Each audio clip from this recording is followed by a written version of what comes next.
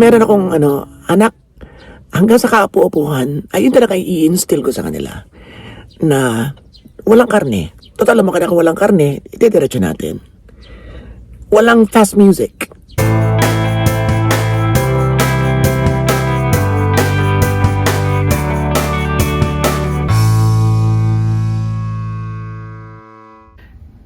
Ngayong Biyernes Santo, muli natin gagawin ang bisita iglesia.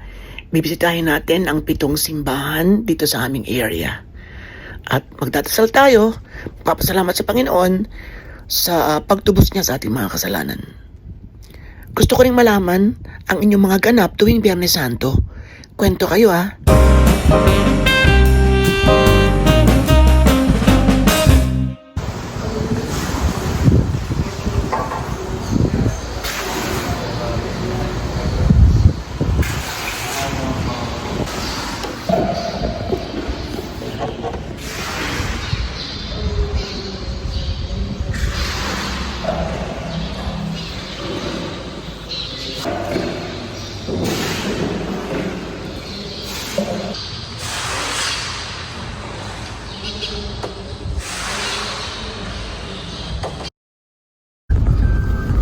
So paparada na po kami dito at nakalock yung gate. So walang sasakyan na pwedeng pumasok. So lalakarin na lang natin.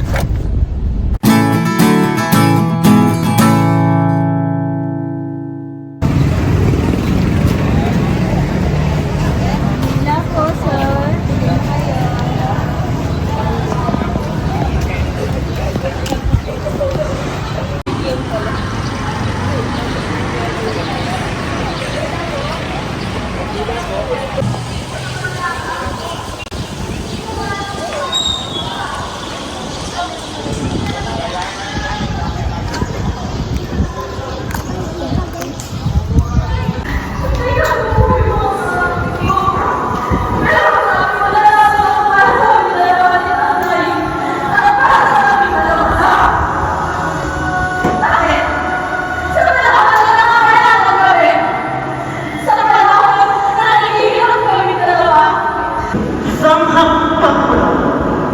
Makikita mo.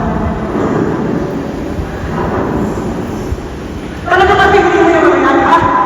Baka nakakalimutan mo. Pinihisan kita. Pinakain. Pinigay ko sa'yo ang lahat ng gusto mo. Papalitan mo kayo.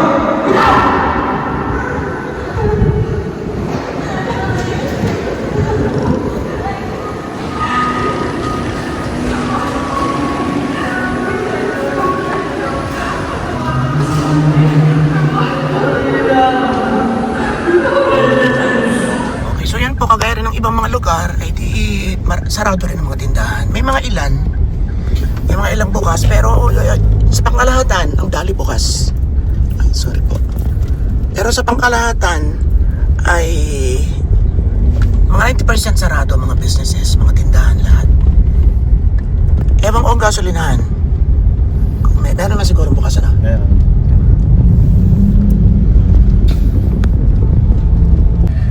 Ang una po namin kinuntahan, ayun, bukas din yung bakery. Makakabili tayong tinapay maya-maya. Ang una po namin pinuntahan ay yung simbahan sa amin sa barangay. And yung pangalawa, yun po yung pinaka-parokya dito sa aming lungsod, ang Santo Niño Parish Church. So, meron pa tayong pupuntang 5. May dinadaanan lang si Buknoy dito. Bago tayo pumunta sa second church, sinawagan ko sa Ate Malen, ay magbibihis pa sila. At saka bibihisan niya kanyang apo kasi sasama natin sa ating pagpunta sa mga simbahan. Sabi ko, okay lang ba? Hindi mo naman kompleto yung 7. Okay lang daw naman. Ang pinaka-importante naman ay yung pinapahalagahan natin at pagsasakripisyo ng ating Panginoon. Kahit man lang sa araw na ito, yung mga ibuhos natin, yung ating pagdakila sa Kanya. Sabihin ko sa inyo mamaya, kung ano ba yung nakalakhan kong mga nakalakhan kong ganap kapag ako ay yung tuwing ganitong Biyernes Santo. Pag-usapan natin yan maya-maya. Okay, let's go.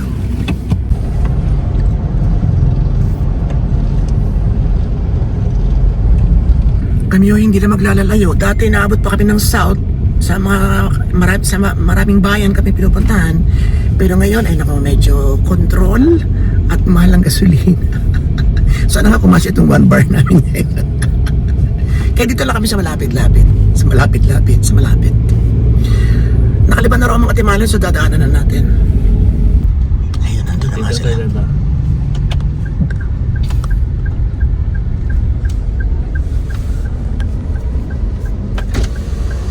Tumalin! Dito na raw kami dadaan. Okay. Kumusta kayo? Tara. Hey. Yeah. Okay. Totoo ay. Anong kulam? Ayan, okay. Tara na, damon tayo sa inay.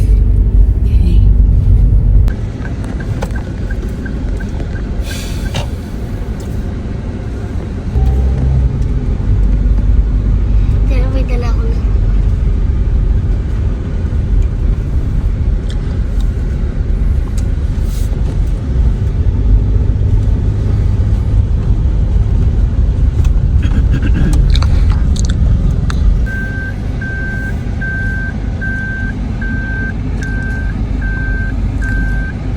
Sobrang init, huwag na tayong bababa. Buksan na lang natin ang bintana. Isip ko lang.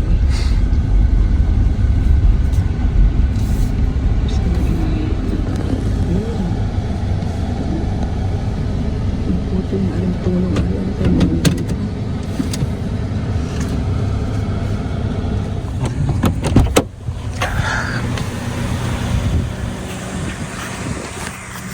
Labi tatay, labi nay, labi tatay, labi nay. Labi tatay, labi nay.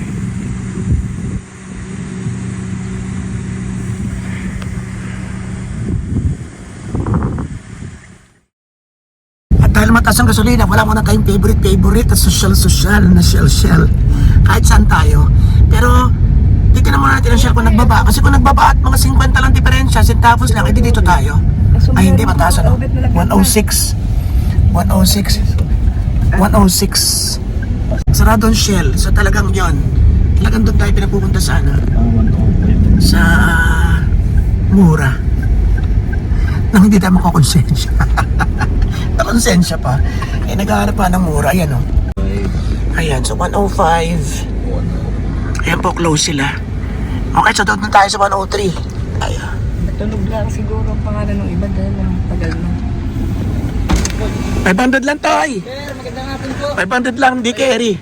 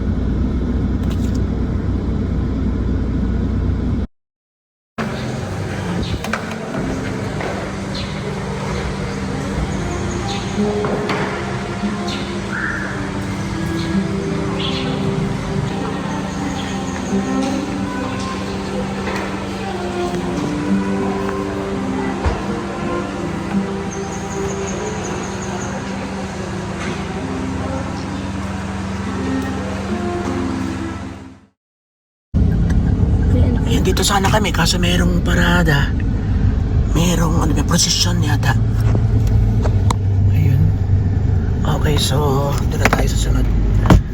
Maya na yung pandagdag na dito. Pwede pag-awahan tayo na kompleto doon. Yan, dito po tayo sa lagi natin pinupuntahan ang Padre Pio Chapel. Hihingi tayo ng kagalingan sa Panginoong Jesus na tayo ay pagalingin sa ating mga karamdaman.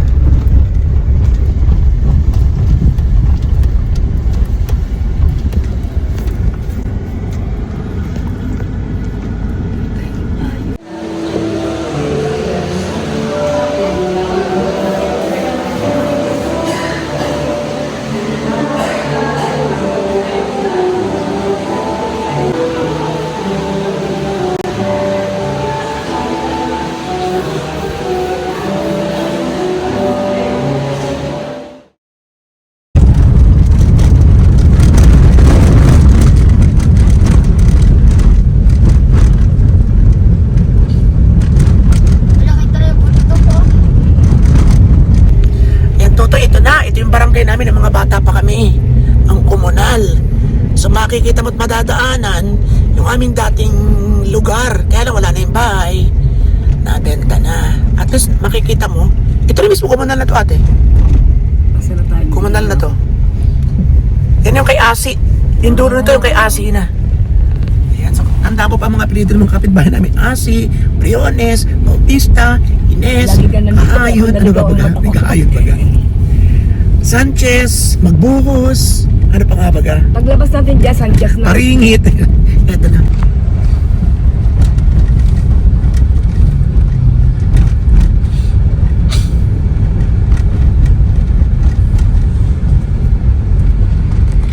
Yan, ito yung ang sentro. Ayan, mapatuturo ko sa iyo kung saan nakatira ang aming bahay dati. Dali yan. Naligaw na ako. Nakakaliwa tayo din. Ayan, kalimada Magbuhos.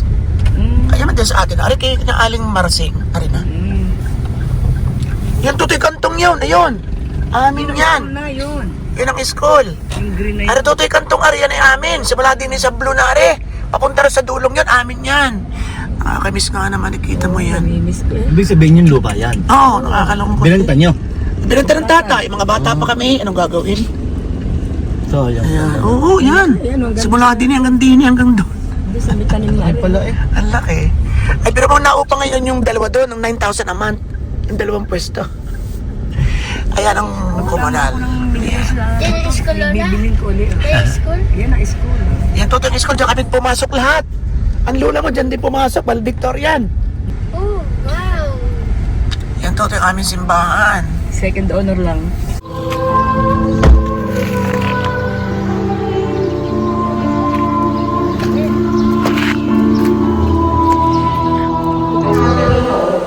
ay nakauunawa sa ating mga kahinaan, sapagkat sa lahat ng paraan, tinukso siyang tulad natin, ngunit hindi nagkasala.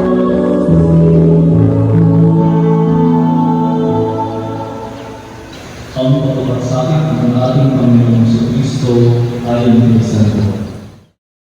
Yeah.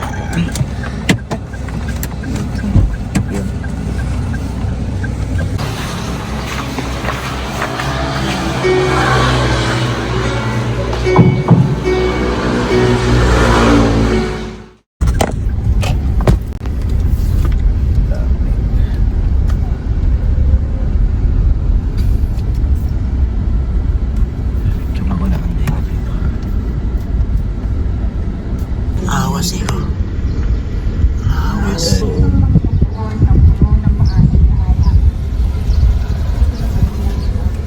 Tuwing araw ng paghahanda ng mga Hudyo at dahil sa malapit naman ang ibig nito, doon nila inilibing si Jesus. Ang mabuting balita ng Pinupunin na Okay. So, inatito namin si na ate. At, may kasamang bata eh.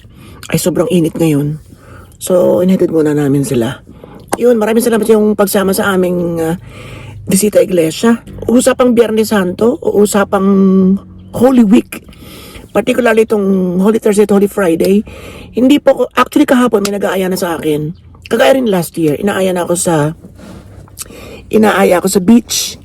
Pero hindi talaga ako, bukod sa hindi ako nasanay na napunta ng mga beach kapag ganitong panahon, ay ayaw kong sirain. Gusto ko hanggang sa huling hininga natin, ay maano natin yun, may dire-diretso natin yun. Kaya nga sabi ko, ano bang hayop yun? Kung meron akong anak, hanggang sa kaupo-upuhan, ay yun talaga i-instill ko sa kanila na walang karne. Total naman kung walang karne, itidiretso natin. Walang fast music. Lumaki na akong hanggang sa magdalaga na tayo. Nagdalaga. Na walang ganon, ituloy natin. Walang outing-outing. Nakarating ko ngayon sa kinaroroonan ko, lumaki na ako, tumanda na ako, na hindi natin ginawa yun. So ituloy na natin. Diba? And I think yun lamang yung kaya kong gawin na kapalit. Yung pagninilay-nilay. yung kahit man lang sa 2 araw, ay magawa natin ang isang bagay para sa ating para sa pinakaano natin. Ano bang tawag sa ganun? Panata. Yun, panata na lang natin tuwing Holy Thursday and Holy Friday. Yun. Kanya-kanya tayo. Hindi rin ako imbierna dun sa mga nasanay na nag-outing. Kung sila ay nakakapagdasal at nakakapagpuri sa Panginoon, kahit man lang ilang oras sa araw ng Biyernes Santo, habang sila naliligo, habang dumadive. Di go. Kung kaya nilang pagsabayin yung kanilang paghahabolan sa beach or kainan, diba, at tiktokan, habang pinapupurihan ng Panginoon in their own little way sa kanyang pagtuwa sa ating mga kasalanan. Go! Kanya-kanya. Kumbaga, walang pakialmanan. Di kanya-kanyang paraan ng pagdakila sa Panginoon. Hindi po ako relihiyoso na hindi ako lumaki na dinadala sa simbahan. So, hindi talaga ako yung ritual na nagsisimba. Pero, strong faith. May mga personal communication sa ating Panginoon. Naku, talaga man lahat na yata ng simbang madaanan ko may krus, sabay dasal na please keep me safe all the time, Lord, etc. etc. Para dadasal ako. Alam na sa linggo, mas mahaba pag linggo eh. Pagkakagising ko lang, hindi mo na ako mag-o-open ng computer or mag-aalmusal agad, hindi. Pray muna ako. Yun, that's every Sunday. Bukod yung araw-araw na tuwing morning ko, pasalamat agad ako. Every Sunday ko, yun yung mahaba. Di ba? Na, please heal me and my whole family, Lord. Please heal the whole world, Lord. Kasama ang world.